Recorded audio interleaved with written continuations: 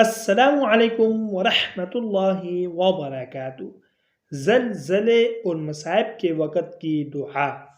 حضرت عبداللہ بن عمر رضی اللہ عنہما بیان کرتے ہیں کہ اللہ کے رسول صلی اللہ علیہ وسلم شام کو اور صبح کے وقت یہ دعائیں پڑھنا نہ چھوڑتے تھے۔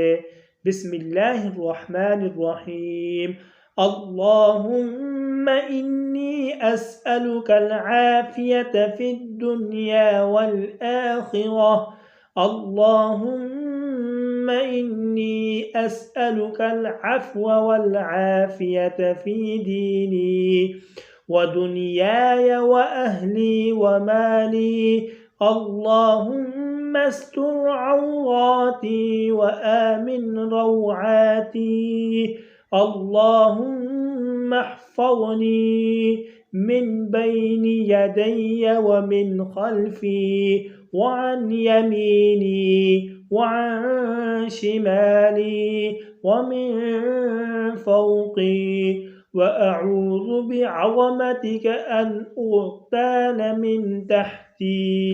اے اللہ تعالی، میں آپ سے دنیا اور آخرت میں ہر طرح کے آرام و راحت کا سوال کرتا ہوں۔ اے اللہ، میں آپ سے اپنے دین اور دنیا میں اور اہل و عیال میں معافی اور عافیت کا سوال کرتا ہوں۔ اے اللہ، میرے عیبوں کو چھپا لے، خوف و خطرات سے مجھے امن عطا کر۔ اے اللہ، میری حفاظت فرما، میرے آگے سے اور میرے پیچھے سے، میرے دائیں اور میرے بائیں سے، اوپر کی جانب سے میری حفاظت فرما، اور اس بات سے تیری عظمت کی پناہ میں آتا ہوں کہ مجھے نیچے کی طرف سے ہلاک کر دیا جائے۔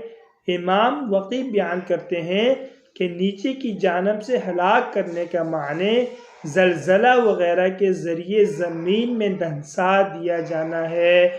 دوستو، مزید اچھی ویڈیوز کے لیے چینل کو لازمی سبسکرائب فرمائیں۔